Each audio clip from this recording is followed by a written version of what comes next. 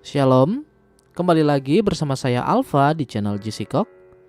Hari ini kita sudah masuk di dalam renungan kita di Kejadian pasal 27. Silakan saudara baca dulu pembacaannya. Dan untuk tema renungan hari ini, menaklukkan kelemahan. Saya baca satu ayat di Kejadian 27 ayat yang keempat. Olalah bagiku makanan yang enak seperti yang ku gemari. Sesudah itu bawalah kepadaku supaya ku makan, agar aku memberkati engkau sebelum aku mati. Meski menjadi bapa leluhur Israel, bukan berarti keluarga Ishak tanpa kelemahan. Justru kita melihat orang tua yang pilih kasih, kakak beradik yang saling bermusuhan, dan tercerai-berainya keluarga karena Yakub melarikan diri ke Haran karena takut dibunuh Esau kakaknya. Saudara, jika kita cermati dengan seksama, maka kelemahan orang tua yang tidak ditaklukkan ternyata menurun kepada anaknya. Esau tidak kuasa menaklukkan nafsu makannya. Ibrani 12 ayat 16 menyebutnya nafsu yang rendah. Karena nafsunya itulah ia menukarkan hak kesulungannya yang sedemikian berharga demi sepiring kacang merah. Sekarang amati Ishak yang begitu menyayangi Esau karena ia suka makan daging buruan.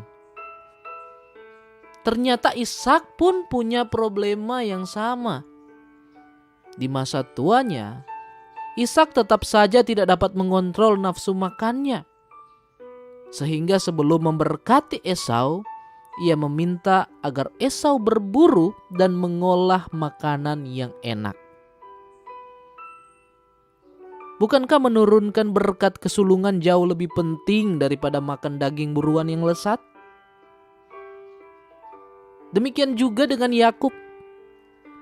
Sesuai dengan namanya yang artinya penipu, Yakub menipu kakaknya dan ayahnya.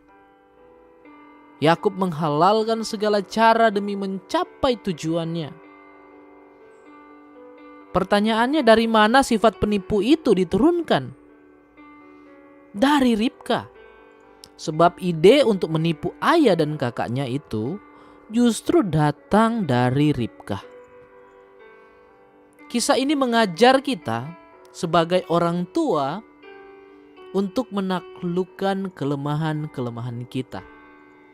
Jika tidak, maka kelemahan itu bisa menurun kepada anak cucu kita. Abraham pun pernah mengalami hal tersebut.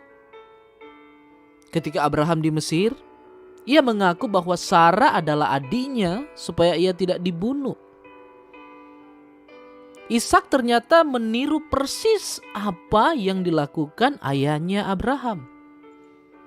Agar tidak dibunuh, maka Ishak mengatakan Ribka adalah saudaranya dalam Kejadian 26 ayat 7. Sekali lagi, kelemahan yang tidak kita taklukkan bisa menurun kepada keturunan kita, kepada anak kita. Saudara, apakah kita ingin anak kita mewarisi sikap buruk kita? Tentu saja tidak.